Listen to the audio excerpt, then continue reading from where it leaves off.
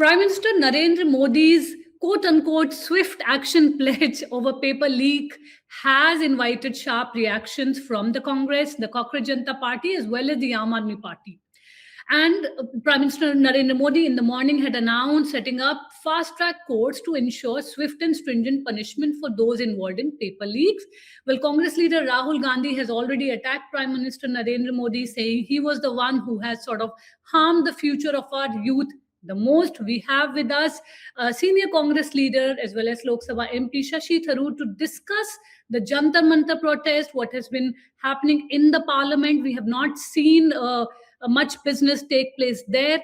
Welcome to the print, sir. I would like to begin with, how do you look at this particular protest that has been happening for the past few days at Jantar Mantar?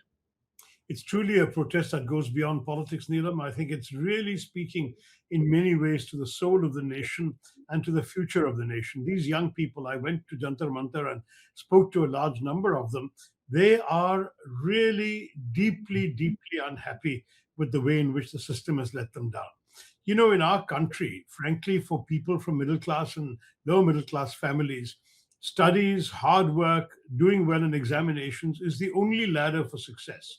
And they do all that, they prepare all that, and then some corrupt people leak the paper, the entire examination is cancelled. You know, a number of students committed suicide when that happened in 2026, but it already happened before at the same NEET exam in 2024, and government took no action about it. So we are now in a situation where people are beginning to lose faith in the entire system, and obviously in their own prospects in the system, and they are desperately anxious to see some accountability and some response. The government's response in terms of violence against the students, the brutality of the police, the walloping the students took, the plainclothes policemen with lathis studded with nails attacking people, this was just horrific. It was one of the most unconscionable misuses of power we've seen in our recent democratic history. And honestly, this is not the way in which a mature democracy behaves. When there is this kind of anguish and angst in the public space, the government's job is to respond. After all, that's precisely what democracy is all about, accountability on a daily basis. This government acts as if once they won an electoral mandate, they're completely immune and impervious to everything else, and they'll carry on for 5 years without caring until the next election comes up and they again gear up their machinery. Democracy is about being responsive between elections, and they've not been doing that. So honestly, having seen these protests firsthand, and also having spoken to a lot of people who endured the police brutality, I really feel that this has been one of the most grossly mishandled situations in our politics, in our nation, and the government really needs to do something much more than issuing a too little, too late remedy like announcing fast track courts. If fast track courts had been issued 2 years ago, somebody would have been found culpable for 2024's NEET leak. Where is that? I mean, I think this is absurd now, 2 years after that particular stable door has bolted, to come with an announcement as if we've solved the problem. This particular issue of a fast-track court was not even a demand of the students. So why doesn't the government respond to the demands the students have made? Right. You know, you mentioned violence. We are even hearing about pellet injury, which is sort of unheard of, especially in protests, the kind that has taken place. How do you counter that? The government has so far not responded on that. It's shocking. And of course, until the government investigates this independently, we'll never really know what happened, because there was no indication that the police were firing. But you can't get a pellet injury until someone's fired a pellet at you. So I don't know whether they're using silencers, what kind of equipment, who was doing it. And unfortunately, they had a lot of people, I believe the Rapid Action Force people, who were not in uniform. So you don't even know who these characters were and what they were doing. And apart from the uniformed police, and uniformed police did not cover themselves with glory. There was a uniformed officer who was seen slapping a woman demonstrator, which is surely shocking and ought to disqualify him from service for the future.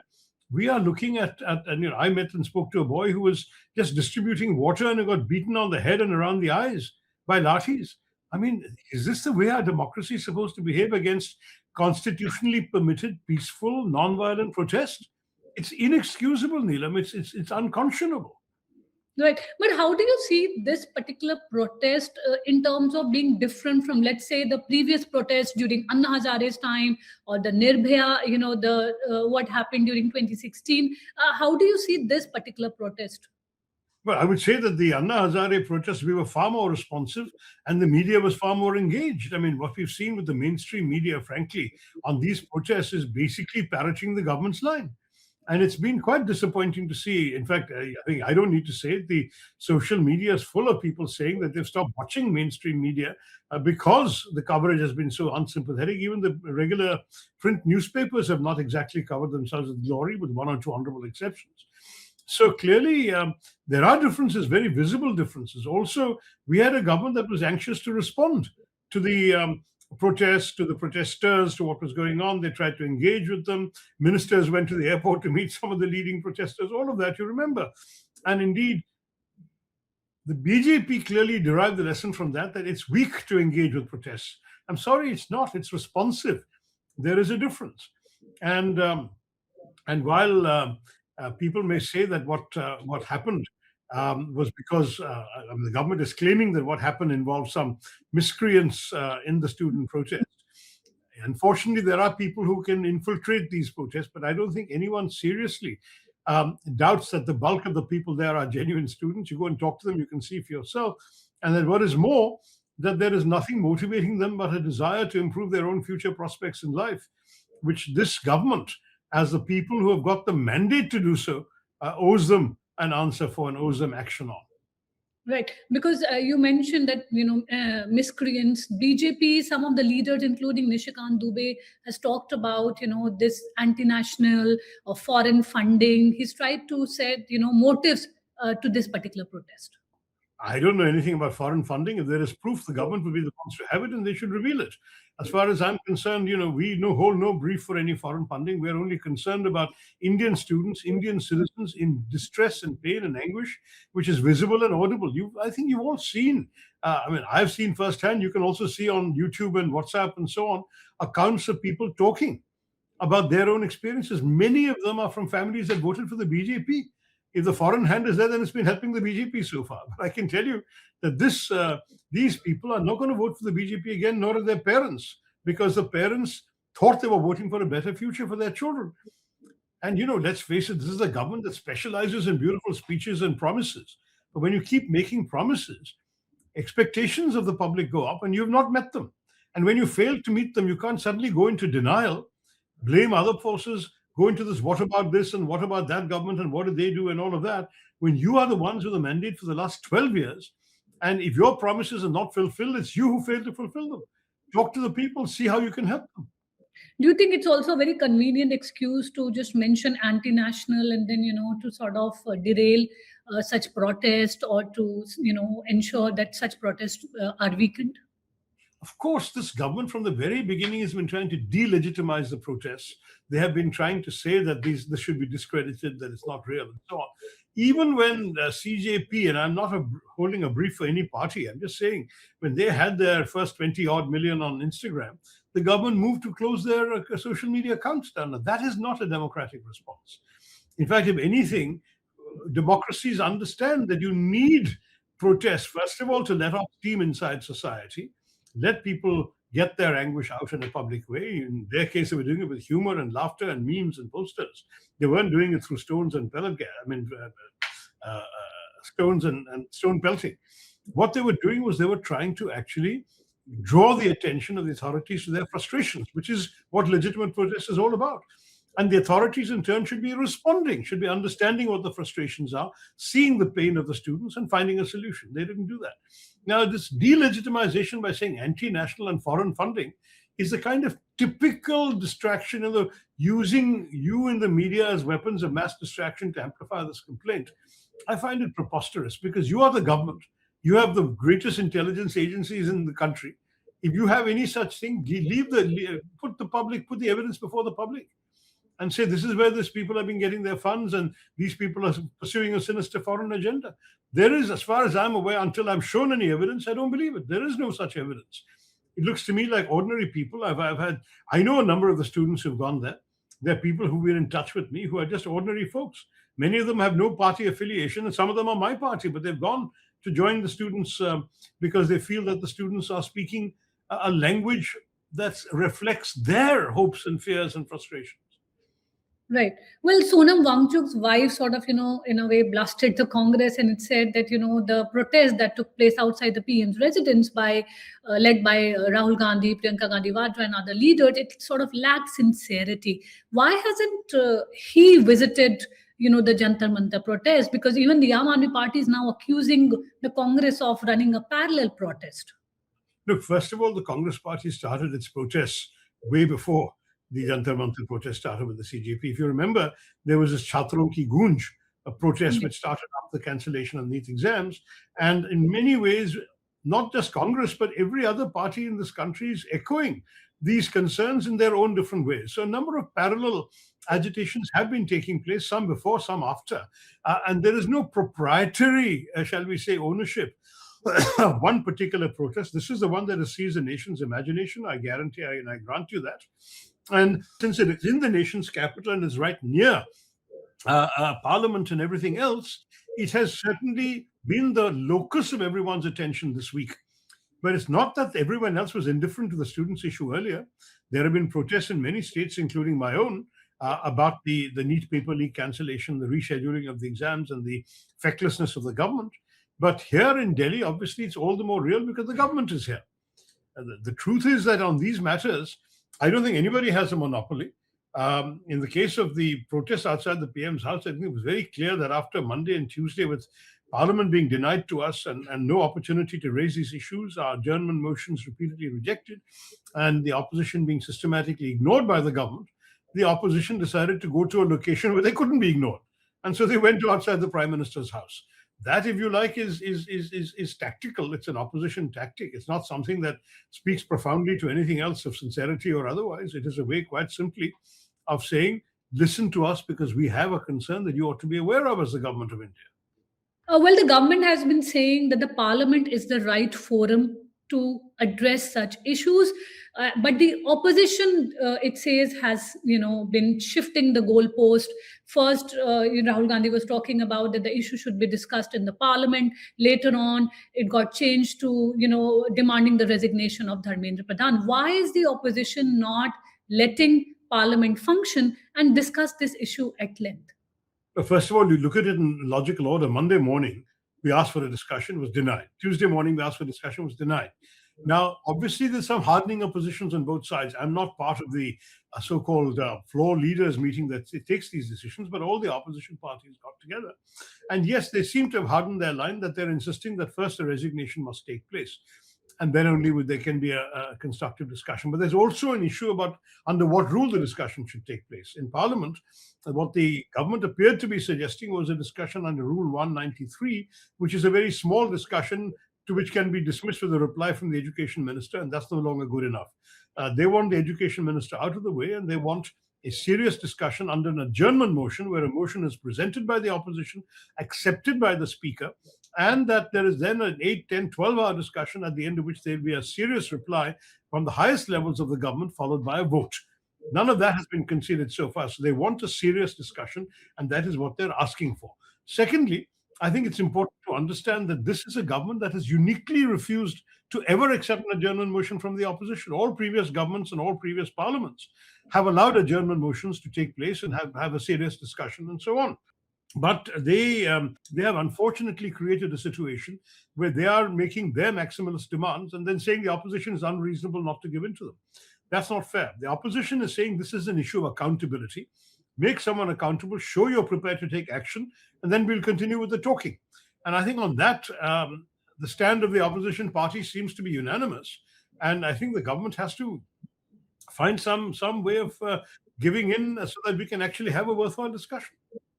Right. The Congress has been talking about opposition unity as far as this issue of paper leak is concerned. But we saw yesterday NCP's Sharad Pawar, Supriya Sule, they met Prime Minister Narendra Modi, but they did not even raise the issue. They got an opportunity to, be with the PM, but this issue was not taken up. So what opposition unity are we talking about?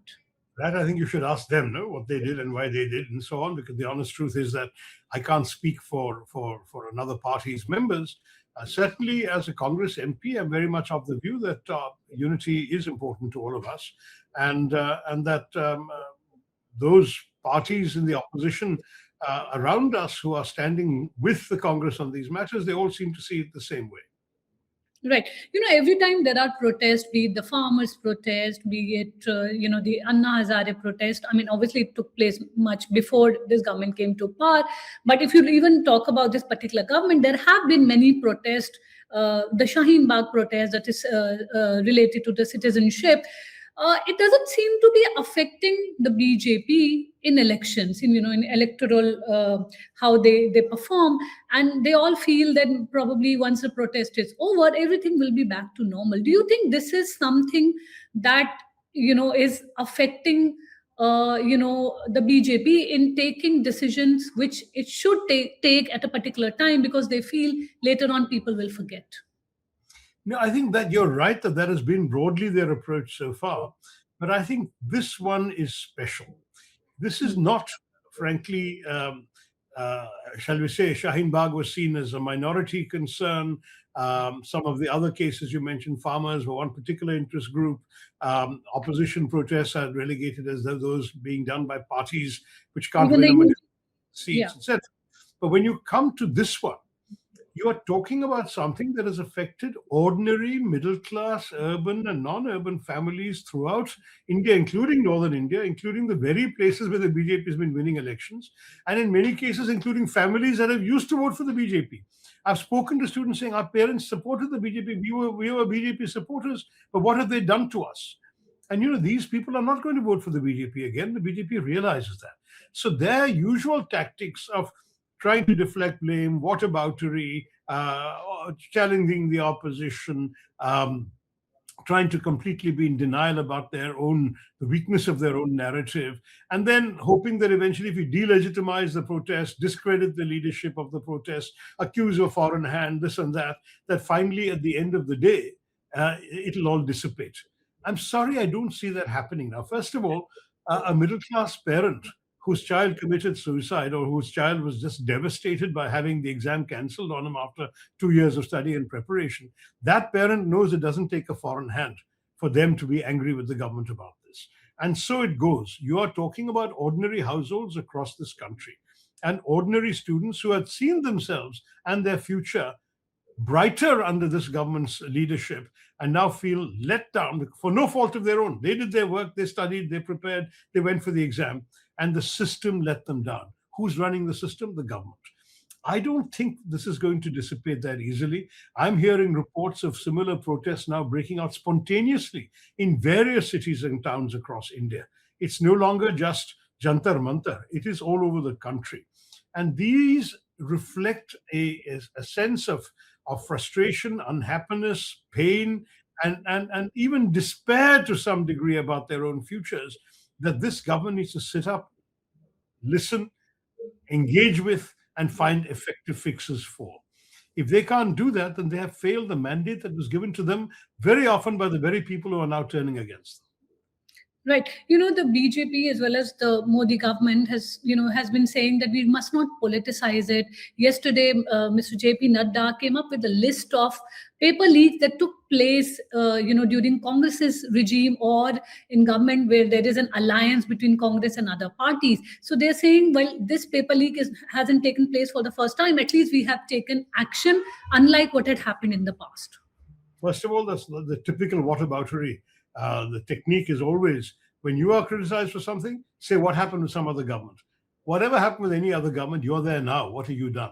2024, there was a scandal about the NEET examination paper leak, which had to be again rescheduled just 2 years ago. What action have you taken? Why would it happen again 2 years later if you had fixed it? You have not fixed it.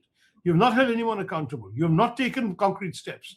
And 2026 is a repetition of 2024.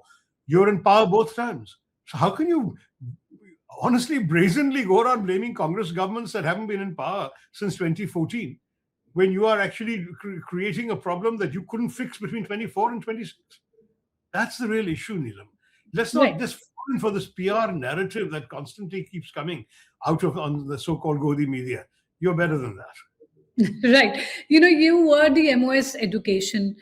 When we talk about reforming education, the most important issues are what is it that as a government we need to do? I mean, paper leak is one issue that has come up now. But what do you think as far as, when we talk about reforming education, what are the three things that we should be looking at as a country?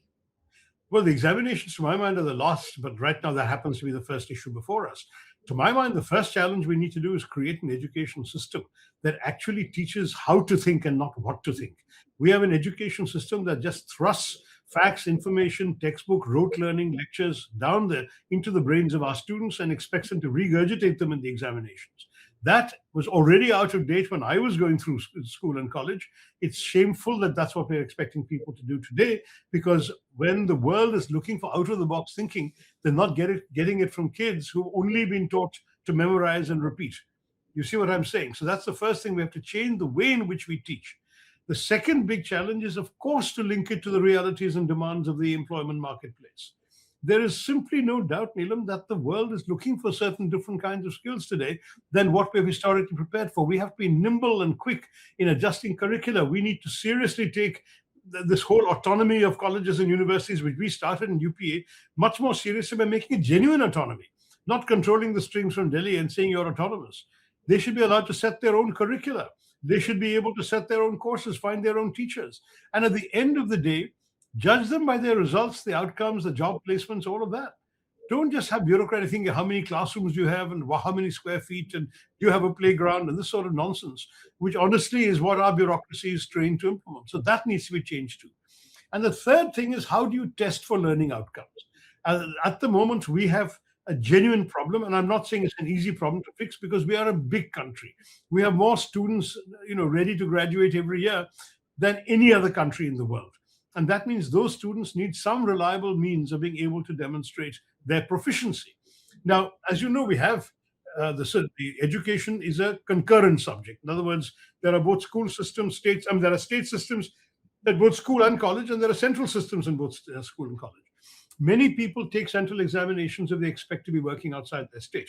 So at school, CBSC, for example, or the ISC, these are nationwide examinations, and they have their own systems. And touch wood, so far they have taken place without any major drama. The college level, it gets more complicated. When a state like Kerala, for example, gets a disproportionate number of students admitted to Delhi with 95% marks, and then Delhi starts saying, but Kerala's 95% is not as good as our 95%. And these students don't deserve to get in, then the clamor goes up for a common admissions test. And now that's implemented in Delhi University. Everyone has to write the same, but it's only for those going to Delhi University. It's not 500 million people who are trying to do that. Then you've got a situation where you're something like the NEET exam, where it's a nationwide examination. Anyone wanting to be a doctor anywhere in India, to be placed anywhere in India, has to pass this exam. Now, Tamil Nadu, as you know, has rejected this and argued that there should be systems because there may be Tamil doctors or aspiring Tamil doctors who only want to serve in Tamil Nadu. Why should they have to go through a national examination? And many states have some sympathy for this point of view. Others say, no, we have to have one uniform standard that will apply across the nation. Then you've got to find an examination system that establishes that standard in a way that is foolproof, not one that is repeatedly leak-proof. And I'm sorry, not leak-proof, it has been leak-prone for the last so many times. And this is why the NTA has to be made accountable for its disastrous inefficiency and failure. And this is why the students have been demanding the minister must resign, because he presided over the system over two failures, over both 24 and 26, and nothing has been done to make him accountable for his failure. And those are the top three things you asked for. Right. Number one, teach. Number two, what we teach. And number three, at the end of the day, how we examine the learning outcome. Right. I'll just conclude with this last question. You saw the first official reaction of PM, the fast track court. If you were the PM, how would you resolve this issue? What do you think should have been done? First of all, I would have gone to meet the students a long time earlier, or brought the students to meet me. I think honestly, this is something which was pretty much a no-brainer when you could see. If you have your finger on the pulse of the nation, as the BJP prides itself on having, you would have realized how widespread the feelings were after this betrayal. The Cockroach Jantar Party may not even be a party, but it struck a nerve and got 25 million Instagram followers for a reason. It's not because, as the BJP tried to pretend, that they were buying wholesale followers from Pakistan or whatever. I mean, I don't think that this is the kind of, this constant putting your head in the sand and being in denial about the real currents in your nation is not worthy of a democratic government. So one should have met with the students earlier. One should have engaged with them, found out what they wanted, tried to find some satisfying response, and show them we are a government that understands you and responds to you. That is something this government has singularly failed to do. And I must say that now what they're doing is too little too late. The students didn't ask for fast-track courts. The Prime Minister thinks that's the answer to all the problems. It's not. There have to be more human gestures, there have to be more genuine action taken, and there has to be fixes found. Accountability is the name of the game in any democracy. Head should have rolled, to put it very bluntly, and no head has rolled. And the point is, at the same time, you create fixes that truly cannot be again destroyed by next time's examination. If this government can actually do a fix that ensures there is no significant paper leak or this kind of examination scandal for the next 3 years, it can then go to the next election saying, look, we solved this problem. If we understood the problem, we solved it. Right now, they're nowhere close to where they need to be on that. Right. Many people are also pointing out that there is a huge disconnect between this government and the Gen Z aspirations. The government is not even able to understand how they think, what they want, what exactly are their demands. Yeah, I mean, it should not be a problem at all. I mean, it's not that there's anything magical about us and the opposition, except that we're not in power. We're meeting the same people, hearing the same stories, visiting the same families. Can't the BJP, which has workers everywhere, they claim to be the largest party in the world, not only in India, they should have people who can go out to ordinary people's homes, find out the families of students who took exams, find out what the students want, find out what the families are experiencing, get some feedback. They should not be in a position where they are in this complete and total incomprehension about what the forces that are shaking this nation right now. Right. Well, thank you so much, sir, for joining in and for sharing your insight. Thank you so much.